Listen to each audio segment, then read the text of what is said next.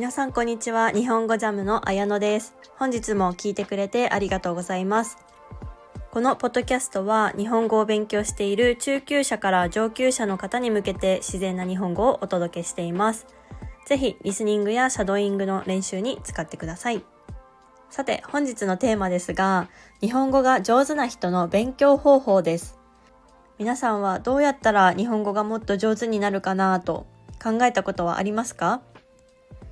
多分このポッドキャストを聞いてくれているということは、日本語を勉強している人とか興味がある人、もっと上手になりたいっていう人がほとんどなんじゃないかなと思います。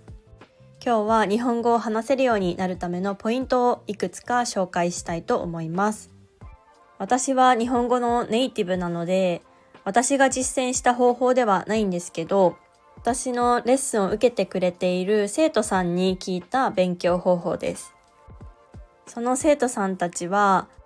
JLPT の N2、N1 くらいのレベルの方なので、信用できるんじゃないかなと思います。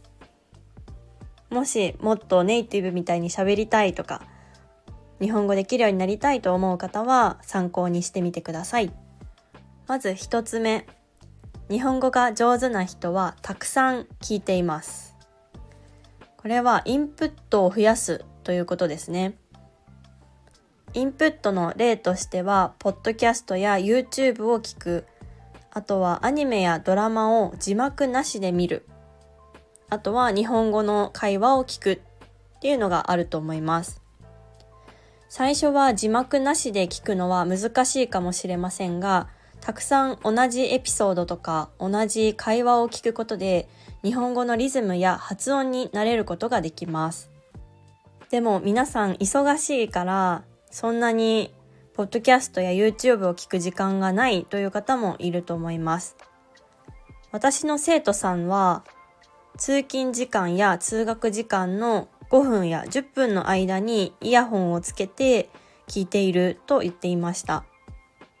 毎日続けることでリスニング力がアップしていくので、ぜひ日常の中の隙間時間を見つけて聞いてみてください。そしてやはりシャドーイングをやっているという人も多かったです。これは聞こえてきた日本語を真似して言うトレーニングです。例えば、こんにちはと音声で言っていたら、こんにちはと真似して自分も言ってみるという方法になります。シャドーイングをすると日本語の発音やイントネーションが良くなるかなと思います。そして2つ目は、たくさん話すということです。先ほどのよく聞くっていうのはインプットだったんですけど、話すはアウトプットになります。自分が覚えた単語や文法を実際に使ってみるという練習です。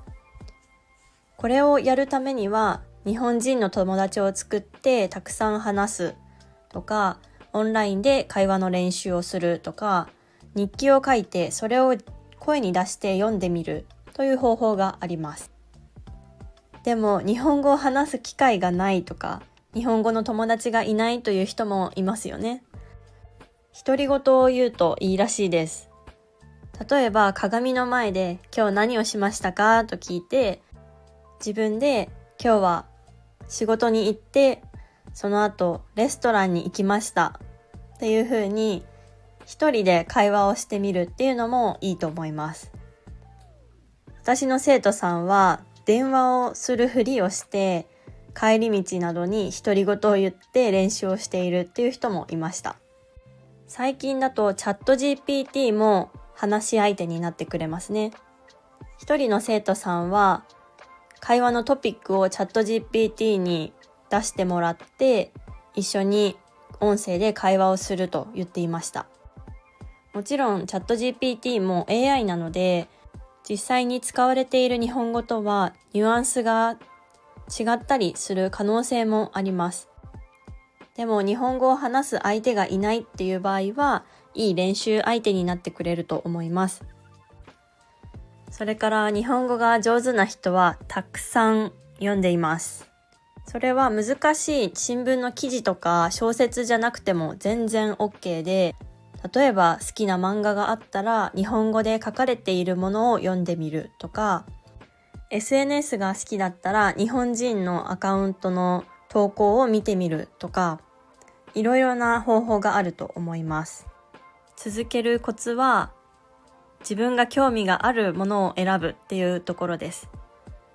リーディングに関しては、やっぱり新しい単語が何個も出てくるし、時間もかかりますよね。だからこそ、自分の興味があるもの、好きなものを選んで、少しずつ進めることが大切です。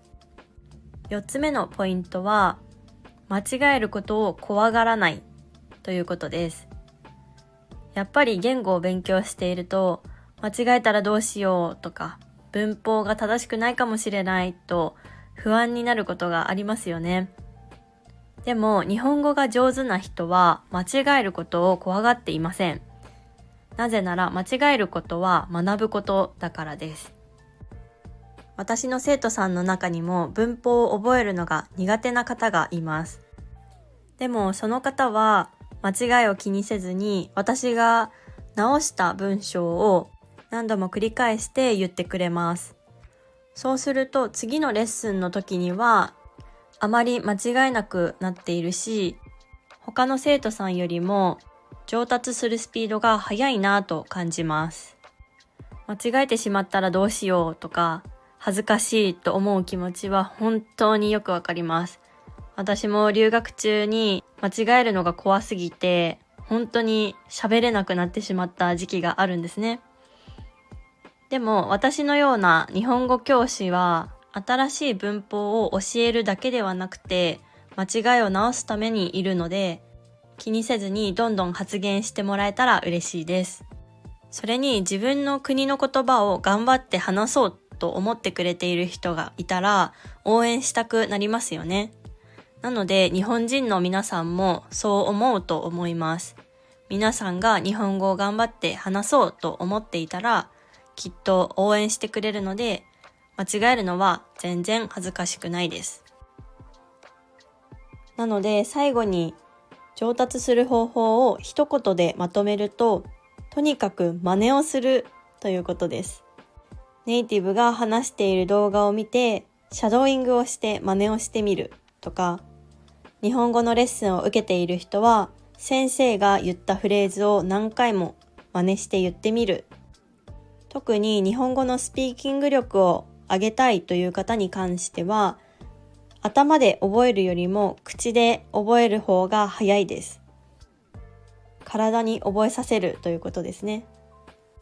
私の生徒さんもやっぱり何度も練習をして上達したと言っていたので、毎日1分だけでもいいので、日本語で話す時間や読む時間、聞く時間を作ってみるのがいいかもしれません。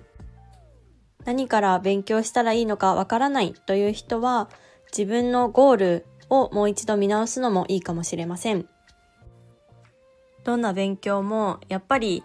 うまくいっている人の真似をすると早くうまくなれると思うので、私の生徒さんの勉強方法を参考に皆さんもどんどん日本語がうまくなったら嬉しいなと思います。もしこの勉強方法は良かったなとか、今はこういう勉強方法でやってますとか、